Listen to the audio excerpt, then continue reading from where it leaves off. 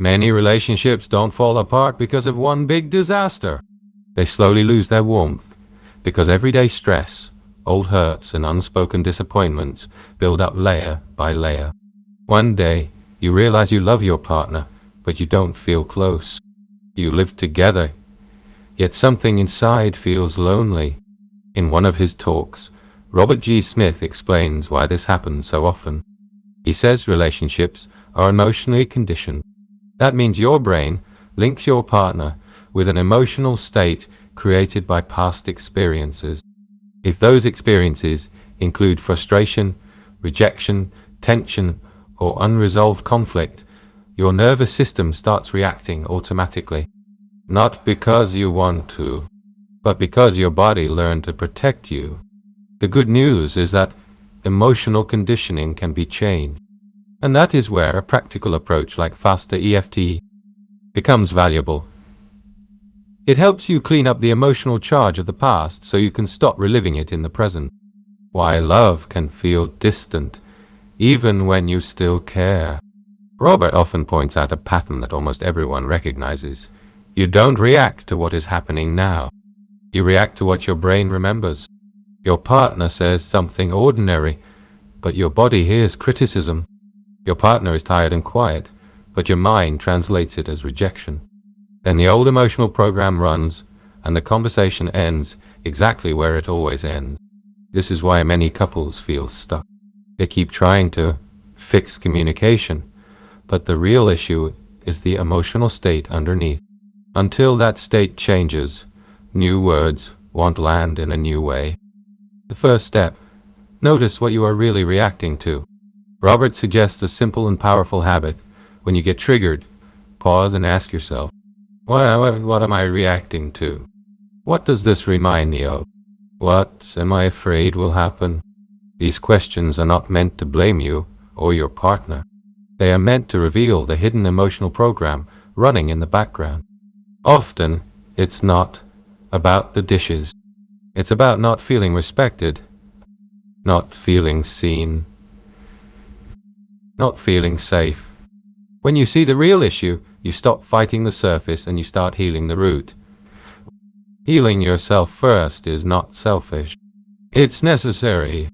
Robert makes a point many people need to hear. You can't build a peaceful relationship while you are carrying an emotional war inside. If you have old abandonment, rejection, or betrayal stored in your system, your partner will constantly be tested by your nervous system. You may interpret neutral moments as proof that something is wrong. Healing yourself means you stop demanding your partner to fix what your past created. And once you do that, the relationship becomes lighter. That doesn't mean you accept unhealthy behavior. It means you separate current reality from old emotional conditioning. Create new emotional states through positive experiences. Many couples try to repair intimacy by talking more. Talking is important, but Robert emphasizes something else. You must create new emotional experiences. Your brain changes through emotional repetition. That means you need new moments that feel good and are repeated often enough to become real. Date nights are not just romantic, they are neurological retraining. A walk in nature, a shared meal, a playful activity, a small weekend trip, even an evening where you both laugh. These moments build a new emotional network. If your relationship feels dry, it's often because the brain has no recent emotional evidence that love is safe, exciting, or rewarding.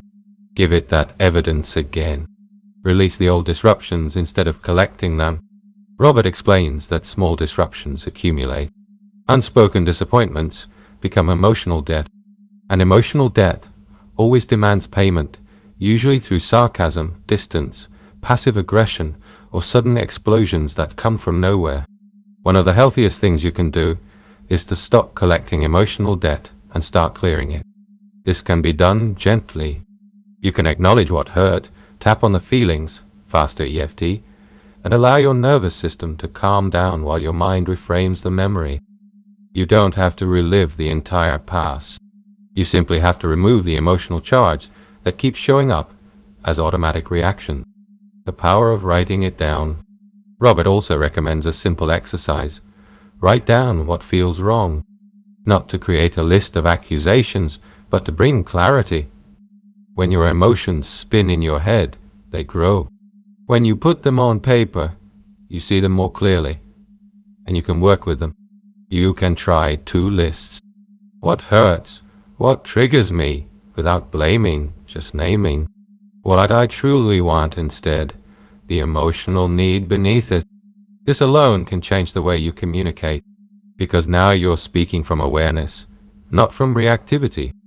Rekindling the flame is a skill, not a mystery.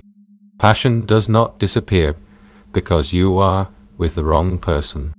Often it disappears because your nervous system is exhausted, your emotional wounds are unprocessed, and your daily life has become automatic.